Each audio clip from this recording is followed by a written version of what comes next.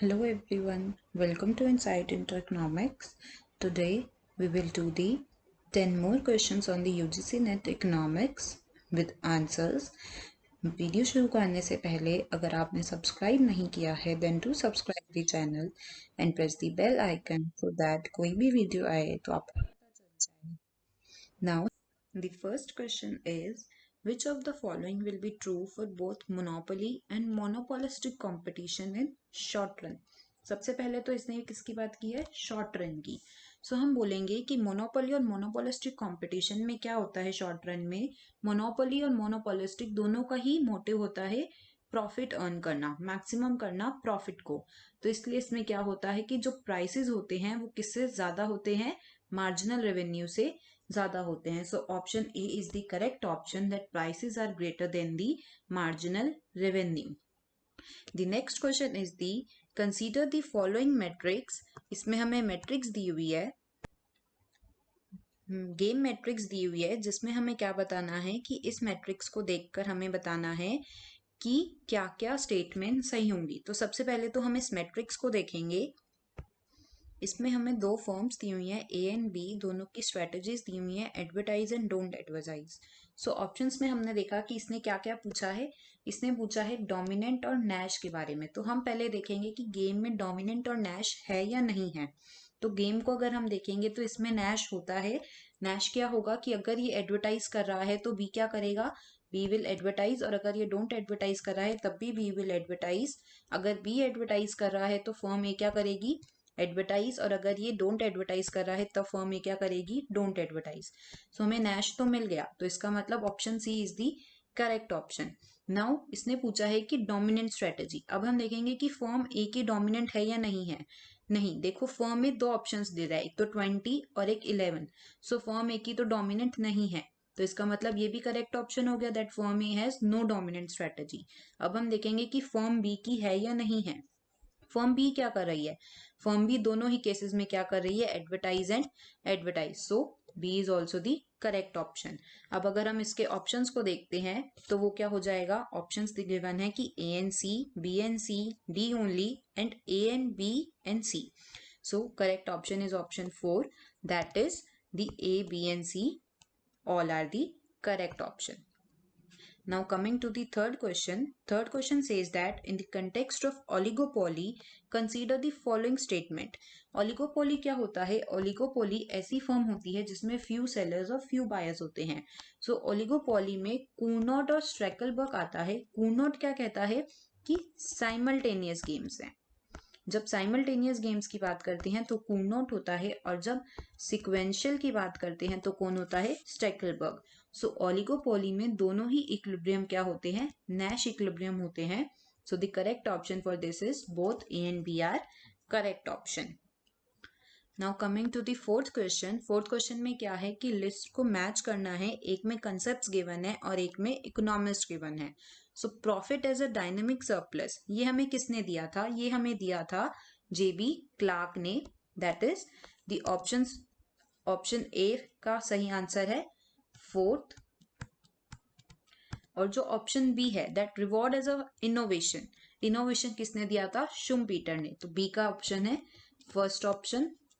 सी हमें दिया था profit as reward for uncertainty, हमें दिया था एफ एच नाइट ने. सो इसका करेक्ट ऑप्शन यही है.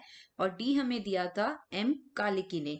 सो the correct option for this is, अगर हम ऑप्शंस को देखते हैं तो करेक्ट ऑप्शंस हो जाएंगे that is the second option कि ए का फोर्थ सही है, बी का फर्स्ट सही है, सी का थर्ड और डी का सेकंड सही है. Now coming to the next question. Fifth question says that when the marginal cost is equal to average cost, जब marginal cost average cost के equal हो जाती है तो slope average cost का क्या होता है. अगर हम marginal और average cost curve के curves को draw करें तो हमें पता है कि जो marginal cost है और average cost है वो curves कुछ ऐसे होते हैं. ये होता है average cost और ये होता है मार्जिनल कॉस्ट. सो जो मार्जिनल कॉस्ट है वो एवरेज कॉस्ट को कहाँ पे टच करती है, उसके मिनिमम पे. कहाँ, कब, जब उसका मिनिमम क्या होता है, पैरेलल होता है एक्स एक्सिस के. सो जब ये एक्स एक्सिस के पैरेलल है तो मीन्स इसकी जो स्लोप होगी वो क्या होगी, जीरो. सो एवरेज कॉस्ट की स्लोप क्या हो जाती है 0. सो the correct option is option third. Now the next question is, for this function which of the following is correct? This is basically the Cobb-Douglas production function, but इसमें हमें एक चीज का ध्यान रखना है कि हमें a और b गिवन है और हमें क्वेश्चन में कहीं भी ये नहीं गिवन कि a plus b that is alpha plus beta क्या है 1 के इक्वल है. जब तक हमें क्वेश्चन में ये गिवन नहीं होगा हम नहीं बता सकते कि इसकी डिग्री क्या होगी और इसके बारे में और चीजें हम नहीं बता सकते. सो जो इस क्वेश्चन में अगर हम देखें, हम अगर देखते हैं क्वेश्चन तो हमें लगेगा कि फर्स्ट ऑप्शन इज करेक्ट कि डिग्री ऑफ होमोजिनिटी 1 होती है कॉब-डॉगलस में, बट नहीं, वो जब तक नहीं होगी जब तक a plus B alpha plus beta 1 नहीं होता. सो ये गलत हो गया ऑप्शन. उसके बाद ये कहता है elasticity of substitution is equals to alpha plus beta.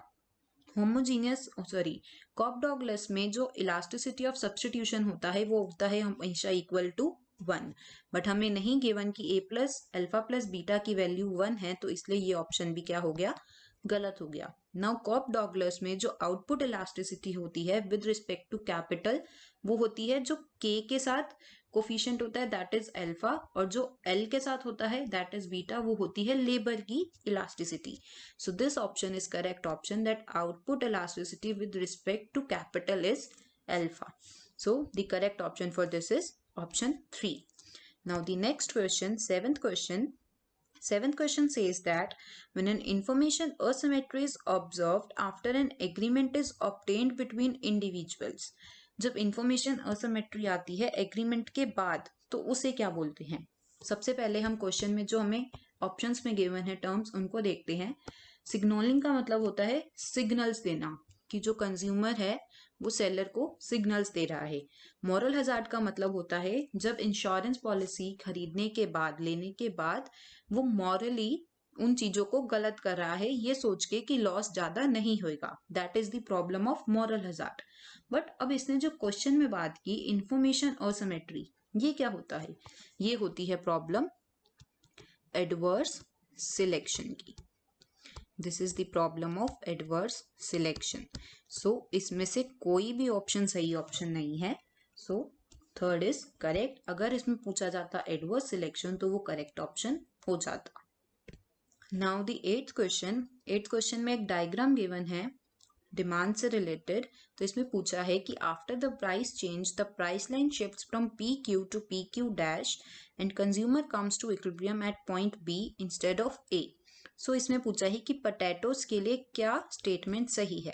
सबसे पहले तो हम इस डायग्राम को देखते हैं और देखते हैं कि प्राइस लाइन क्या शो करती है. Price line is actually the budget line और बजट लाइन क्या हुई है, रोटेट हुई है. इसका मतलब जो पोटैटो के प्राइसेस हैं वो क्या हुए हैं, डिक्लाइन हुए हैं. जब पोटैटो के प्राइसेस डिक्लाइन हुए तो डिमांड को इंक्रीज होना चाहिए था, बट डिमांड क्या हो रही है, डिमांड तो डिक्लाइन हो रही है. ए थी पोटैटो की डिमांड और वो क्या हो गई है, बी दैट इज डिक्लाइन हो गई है. इसका मतलब प्राइस फॉल होने की वजह से डिमांड फॉल हुई है. तो हम इसको देख के हम क्या कह सकते हैं कि पोटैटो क्या होगा, potato will be a giffen good. So the correct option for this is that it is a giffen good. Now the next question, the ninth question is, which amongst the following is a correct description of the inverse demand function? हमेशा याद रखना है कि inverse demand function जो होगा वो function होगा जहां पे प्राइस को डिमांड की फंक्शन में शो किया जाएगा, दैट इज दिस. जनरली जो डिमांड फंक्शन होता है वो क्या होता है, d is equals to function of price. But अगर हम इनवर्स की बात करते हैं then price is the function of demand. So the option 1 is the correct option. Now the next, that is the last question for today, is the first fundamental theorem of welfare economics require. जो first fundamental theorem है welfare economics की वो क्या कहती है, वो कहती है कि अगर कोई भी मार्केट इक्विलिब्रियम पे है, कॉम्पिटिटिव इक्विलिब्रियम पे है, तो वो मार्केट क्या होगी, पेरेटो ऑप्टिमम होगी. ये हमारा फर्स्ट वेलफेयर कहता है. और इसी में सेकंड वेलफेयर इसका ऑपोजिट, इसका कन्वर्स होता है, दैट इज कि अगर कोई मार्केट पेरेटो है तो वो इक्विलिब्रियम पे भी होगी. सो फर्स्ट फंडामेंटल थ्योरम के लिए हमें क्या क्या चाहिए होता है कि मार्केट जो हो वो एफिशिएंट होनी चाहिए, प्रोड्यूसर और कंज्यूमर्स जो है वो प्राइस टेकर होने चाहिए, मतलब कि परफेक्ट कंपटीशन होना चाहिए। So first is correct, third is correct and second is also correct कि जो इकोनॉमी है वो पॉसिबिलिटी कर्व पे ऑपरेट करे, उसके इनसाइड या आउटसाइड ऑपरेट ना करे। So all of the above are the correct options. So the answer for this is the all of the above. That is all for today's video, and if you liked my video then do share and subscribe, and do watch my more videos related to the net economics, and also you can watch more videos related to other concepts of economics. Thank you.